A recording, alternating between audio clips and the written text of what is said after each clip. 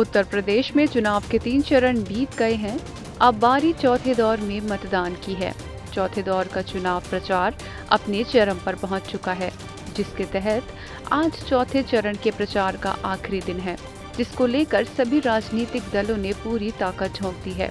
इसी कड़ी में हरदोई से मुख्यमंत्री योगी आदित्यनाथ और अखिलेश यादव में तीखी जुबानी जंग देखने को मिली, जहां अखिलेश यादव ने सीएम योगी पर तंज कसते हुए तीनों चरणों के मतदान के बाद बीजेपी के ठंडे पड़ने की बात कही।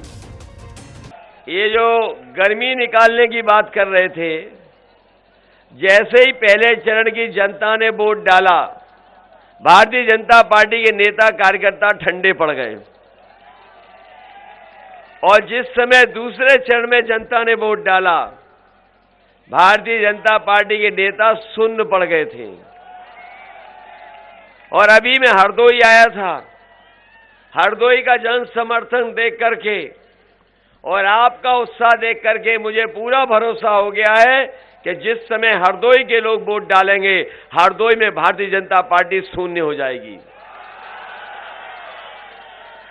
और जब ये चुनाव 5वें, 6ठे, 7वें चरण में पहुंचेगा, तो आप देख लेना भारतीय जनता पार्टी के बूथों पर भूत नाचेंगे। इससे पहले अखिलेश यादव ने पीएम मोदी के आतंकवादियों द्वारा साइकिल चुनने के बयान पर पलटवार किया। अखिलेश यादव ने ट्वीट कर लिखा, साइकिल गरीब लोगों की आजीविका का सहारा है और प्रधानमंत्री का इस तरह का बयान ऐसे लोगों का अपमान है जो इसे आने जाने के तौर पर इस्तेमाल करते हैं। अखिलेश यादव ने कहा कि साइकिल की मदद से किसान समृद्धि के रास्ते तलाशता है और इस साइकिल पर हम अपने बच्चियों को स्कूल छोड़कर आते हैं। यह ग्रामीण भारत के लिए गर्व की बात है और इसका अपमान कर प्रधानमंत्री ने पूरे राष्ट्र का अपमान किया है। वहीं हरदोई से ही सीएम योगी अखिलेश यादव और समाजवादी पार्टी पर जमकर बरसे।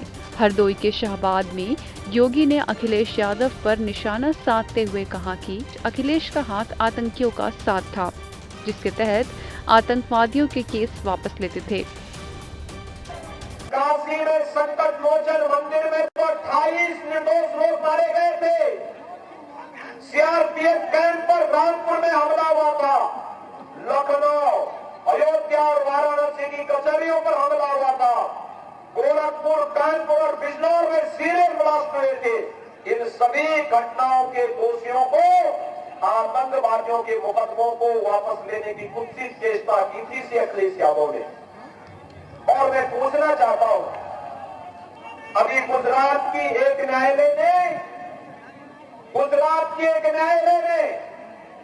38 आतंकवादियों को फांसी की सजा दी है और भाइयों बहनों, उनमें से 8 लोगों का संबंध उत्तर प्रदेश के आजमगढ़ से है।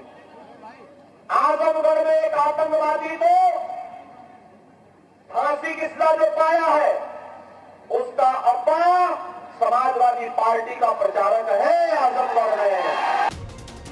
गौरतलब हो कि प्रधानमंत्री नरेंद्र मोदी ने रविवार को हरदोई से ही अहमदाबाद में हुए सीरियल बम धमाकों को लेकर समाजवादी पार्टी पर निशाना साधा था, जहां उन्होंने आतंकवादियों द्वारा बम लगाने के लिए सपा के चुनाव चिन्ह साइकिल को चुनने की बात कही थी। साथियों, इन्होंने क्या किया?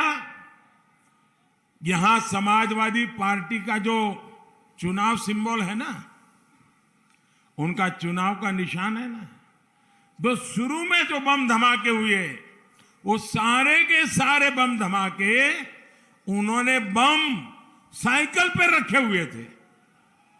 अब देखिए, साइकिल पे बम रखे हुए थे और जहां लोग सब्जी वगैरह खरीदने के लिए आते हैं, वही साइकिल पार्क करके चले गए थे और एक समय चारों तरफ ये साइकिलों पर रखे हुए बम धमाके फूटे। मैं हैरान हूं, ये साइकिल को उन्होंने क्यों पसंद किया। यूपी में चौथे चरण के तहत 23 फरवरी को मतदान होना है। इसमें 9 जिलों की 60 विधानसभा सीटों पर वोट डाले जाएंगे, जिसको लेकर प्रदेश में वार पलटवार दावे पर दावे किए जा रहे हैं, जिसके बाद मतदाता अपना फैसला ईवीएम में कैद कर देंगे। INS report.